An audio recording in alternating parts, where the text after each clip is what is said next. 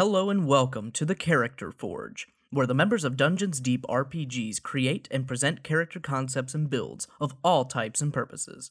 In this episode, we will be featuring the Samurai, one of the newest official subclasses of the fighter presented in Xanathar's Guide to Everything. Our original goal for the Samurai build was to be a maximum damage per round and attack per round dexterity fighter that best performed at range. However, when creating this build, we ended up with two viable options, one ranged and one melee, both of which we will be discussing in this video. To clarify, the final build will be a level 20 character that is assumed to have no magic items and no support from allies. Let's talk about the ranged samurai option. This build will require four things: the elf race, a longbow, and 2 feats, sharpshooter and elven accuracy. First things first, what race do we choose? Well, this build requires you to play an elf because of a unique feat that only elves and half-elves can take, called Elven Accuracy, which we will discuss in more detail later. It doesn't matter what subrace of elf that you play, unless you are building a character for Adventurers League, in which case you are limited to the elves in the player's handbook because of the PHB +1 rule. Because we are building a ranged character, we want our dexterity to be maxed out by level 20, and elves give us that nice +2 dexterity boost at character creation. Dexterity is the only stat that we are going to concern ourselves with, as it directly affects our damage scaling. However, boosting constitution for the extra health and survivability is always a good idea. Using point buy, we settled on the 15, 14, 13, 10, 10, 10 array. This allows us to have a well-rounded character with no negative modifiers. You must put your 15 score into your dexterity ability in order for this build to work. After adding the elf's +2 dexterity, we have a 17 in dexterity at start with a +3 modifier. We recommend placing your 14 in constitution, however, the rest of this build is kind of up to you. Samurai is built to be a charismatic character and gives the fighter the opportunity to perform as the party face with its 7th level ability, Elegant Courtier. Placing a higher score in charisma or wisdom would mesh well with the abilities of the samurai subclass and may appeal to your playstyle. Our primary weapon is going to be the longbow because with a D8, it has the highest damage output of all official ranged weapons. The first 3 levels are pretty simple. For your first level fighting style, take Archery for a nice +2 to hit boost, and take the Samurai subclass at 3rd level. 4th level is when it starts to get interesting. You could do one of 3 things here. You could take a +2 ability score improvement to dexterity, take the Sharpshooter feat, or take the Elven Accuracy feat. But before we make an official decision, let's break down the 2 feats. Sharpshooter on page 170 of the player's handbook states, "You have mastered ranged weapons and can make shots that others find impossible. You gain the following benefits. Attacking at long range does not impose disadvantage on your ranged weapon attack rolls. Your ranged weapon attacks ignore half cover and 3/4 cover. Before you make an attack with a ranged weapon that you are proficient with, you can choose to take a -5 penalty to the attack roll. If the attack hits, you add +10 to the attack's damage." Before I introduce Elven Accuracy, I want to reiterate that this feat can only be taken by elves and half-elves. Elven Accuracy, on page 74 of Xanathar's Guide to Everything, states, "The accuracy of elves is legendary, especially that of elf archers and spellcasters. You have uncanny aim with attacks that rely on precision rather than brute force. You gain the following benefits. Increase your dexterity, intelligence, wisdom, or charisma score by 1 to a maximum of 20. Whenever you have advantage on an attack roll using dexterity, intelligence, wisdom, or charisma, you can reroll one of the dice once." After weighing the options, we recommend taking the Sharpshooter feat, because the damage at this level is too good to pass up. Taking Sharpshooter in conjunction with the Samurai's 3rd level ability, Fighting Spirit, is a deadly combo at early levels. This is because Fighting Spirit, as a bonus action, gives you advantage on all weapon attack rolls you make until the end of your turn. This is especially true when you get an extra attack at 5th level and can use Action Surge, which essentially doubles the number of attacks you make in one turn. Starting at 5th level, you can now take an extra attack whenever you make a weapon attack on your turn as an action. This means an opportunity to use that Fighting Spirit as a bonus action and have advantage on your 2 attacks. Taking the -5 to hit from Sharpshooter still leaves you at a +3 to hit. Should you hit on both attacks, that makes for a juicy plus 20 damage. 6th level is where the real fun begins, and where this build officially comes online. The fighter class receives another ability score improvement at 6th level. This is where we take the Elven accuracy feat. Now, instead of rolling 2 die when at advantage, you roll 3. This increases your chance to hit immensely, not to mention your chance to crit and attack. 7th level grants us the samurai ability Elegant Courtier, which, whenever making a persuasion skill check, you may add your wisdom modifier in addition to your charisma modifier to the roll. Say your abilities read as such: 10 strength, 18 dexterity, 10 constitution, 13 wisdom, 10 intelligence, and 14 charisma. Your current persuasion check, assuming persuade is one of your proficient skills, should be plus 5 to your roll, plus 3 from your proficiency modifier, and plus 2 from your charisma modifier. You now get to add plus 1 from your wisdom modifier for a total of 6. If this wasn't already cool enough, you now get proficiency in wisdom saving throws. 8th level is yet again another ability score improvement. Use this one to max your dexterity to 20. From this point onward, the build just sort of falls in place.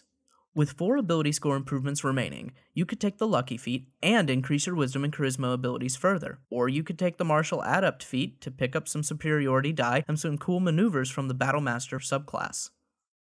At 10th level, you get a samurai ability Timeless Spirit, giving you an additional use of Fighting Spirit. 11th level gives you another extra attack, adding up to 3 attacks and 6 on a burst with Action Surge.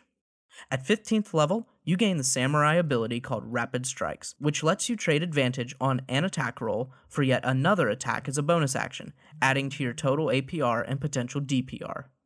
Now, there could be an argument for only having to get rid of advantage on 1 of your 3 attacks to get the 4th attack from Rapid Strikes.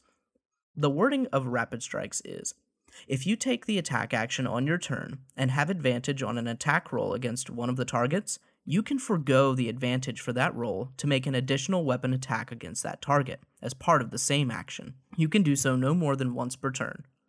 The wording here is heavily directed towards the singular. Advantage on an attack roll. Forgo the advantage for that roll. Personally, I think the singular wording is intentional on the part of Wizards of the Coast, knowing that fighters get the extra attack ability, which is worded such that all extra attacks count as part of the same attack action, but are individual attacks in themselves. Therefore, because of this singular wording, you should only have to attack with 2 attacks normally: the initial attack that initiates your extra attack, and your rapid strike attack. If you disagree with our assessment, feel free to comment below and let us know why. Finally, at 20th level, you get your Capstone Fighter ability, another extra attack totaling in a potential of 5 attacks per turn. If you burst your round with Action Surge, that makes it a total of 9 attacks. So, now that the character is fully built, let's do some calculations. Assuming you hit all 9 of your burst round attacks, which at this point you are attacking with plus 13 to hit, unless you attack with Sharpshooter, which you should be, you will average a 5 on a d8 damage die. 5 times 9 attacks is 45 average damage for your Longbow. Add your damage bonus from your dexterity modifier to each attack, which is another 45 damage. Since you've hit every attack, add another 90 from your Sharpshooter's plus 10 per attack. You're dealing an average of 180 damage on a burst round, and with 2 action surges, you can do this twice in a single combat for an average of 360 damage in a 2-round span. That's pretty good from a 20th level ranged fighter.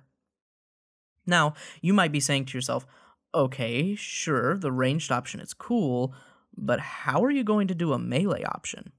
Well, we thought the same thing when we were first building this character. However, if you read the last bullet point from the Elven accuracy feat, it states, whenever you have advantage on an attack roll using dexterity, intelligence, wisdom, or charisma, you can reroll one of the dice once. Well, if this is the case, you don't get strength, so most good damage melee weapons are out. You also lose Sharpshooter. But wait, you can get the Trivantage of Elven accuracy if you attack with charisma. What new subclass allows us to use our charisma modifier with melee attacks? That's right, the Hexblade Warlock from Xanathar's Guide to Everything. But we want a melee weapon that is going to deal more damage than a d8. Not possible with the Hexblade Warlock, right? Not right! Here's why. Xanathar's Guide to Everything introduces us to the Hexblade Warlock, which gives us the Hex Warrior ability at first level. On page 55 of Xanathar's Guide to Everything, this ability states, you gain proficiency with medium armor, shields, and martial weapons. Whenever you finish a long rest, you can touch one weapon that you were proficient with and that lacks the two-handed property. Well, this throws a wrench in our plan. That is, until you read further down the page and onto the top of page 56. When you attack with that weapon, you can use your Charisma modifier instead of Strength or Dexterity for the attack and damage rolls. This benefit lasts until you finish a long rest. If you later gain the Pact of the Blade feature, this benefit extends to every Pact weapon you conjure with that feature, no matter the weapon's type. This means that when you get to 3rd level Warlock, you can take the Pact of the Blade ability and apply the Hex Warrior abilities to a two-handed greatsword. Hence, the melee option of our samurai build was born. Let's break it down. Unlike our ranged build, race and sub-race matter. In fact, if you want to play an Adventurers League legal version of this character, you only have one option, half-elf. However, if you were playing in a non-Adventurers League campaign and your DM is okay with it, you can use the Eladrin Elven subrace from Mordenkainen's Tome of Foes. But for the purposes of this video, let's stick with the half-elf. Half-elf gives us a necessary +2 Charisma ability score boost, and another 2 +1 ability score boosts, which should go to Wisdom and Constitution for this build. We need a 20 in Charisma for this build because our attacks will be made using this modifier. Once again, using point buy, we take the 15, 14, 13, 10, 10, 10 array. After applying our racial modifiers, we are left with this block of ability scores: 10 Strength, 10 Dexterity, 14 Constitution, 14 Wisdom, 10 Intelligence, and 17 Charisma.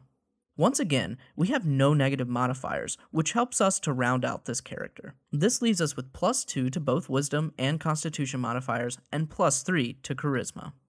Because the Hexblade Warlock gets all martial weapon proficiencies at first level with Hex Warrior, we have decided that the first 3 levels of your character should be Warlock. Otherwise, you are a fighter trying to swing a sword with your Charisma, which won't be very effective. Take the Eldritch Blast cantrip at first level, because it is a powerful ranged option if you need to use it, and it will come in handy later for our fighting tactics. Make sure to take Hex as a first level spell as well, because it combos with the build later. At 3rd level, take Pact of the Blade and pick up your 2d6 greatsword and start swinging. 4th level should be your first level of fighter. Pick up the Great Weapon fighting style so that you can reroll 1s and 2s on your damage die. This really helps to boost your overall damage output. From here, the build is pretty much the same as the ranged version of the build, except that you will want to take the Elven Accuracy feat at 7th level and the Great Weapon Master feat, which is essentially Sharpshooter for two-handed melee, at 9th level. After that, the next ability score improvement at 11th level should be your final +2 to Charisma for a total of 20. Remember, you get +1 Charisma from Elven Accuracy. The downside to this build is that you lose the capstone extra attack from Fighter. This might seem like a major downside at first, but once you do the calculations and consider other abilities, this melee build actually turns out to be a better contender in the damage per round competition than the ranged option. Let's talk fighting style and number crunching. This build will make use of its Hex spell and its Eldritch Blast cantrip. At 20th level, you'll want to spend a round casting Hex as a bonus action, then cast Eldritch Blast at range. You will want to do this if possible, so that your target takes additional damage from Hex. 2nd round, you charge in using your Great Sword. Make sure to bonus action Fighting Spirit from the Samurai subclass. If you full burst, you use your Rapid Strike. So, here are the numbers. On your first round, you make 3 attacks with Eldritch Blast after casting Hex. Assuming you hit every attack, that's an average of 30 damage for the first round. At 20th level, it's no big deal, but 2nd round with Hex is why it matters. In the 2nd round, using your Fighting Spirit, you have Trivantage from Elven Accuracy, and you invoke Rapid Strike, removing advantage from one attack to add another attack as a bonus action. You also use an Action Surge. This averages out to 64 average greatsword damage, plus 40 from your proficiency bonus, plus another 32 average damage from Hex, plus a guaranteed 80 from your Great Weapon Master, for a total of 216 damage. Wash, rinse, repeat, do this on the 3rd round for another 216 damage. After all 3 rounds, you've hopefully dealt somewhere in the neighborhood of 462 total damage, which, All in all, that's a lot of damage! the real appeal of these samurai builds are the Elven accuracy feat, working in combination with Sharpshooter and Great Weapon Master, as well as Fighting Spirit and Rapid Strike from the Samurai subclass. Being able to be the party face while increasing your chance to hit and chance to crit and dealing tons of damage in the process is always great and makes for some fun rolls at the gaming table. Well folks, that's it for today's episode of the Character Forge. Let us know what you think of our build down below in the comments. If you liked the video, hit the like button, and if you'd like to see more content like this, subscribe to the channel. Thanks from all of us here at DungeonsDeepRPGs for watching. May your dice be blessed, and we'll see you next time.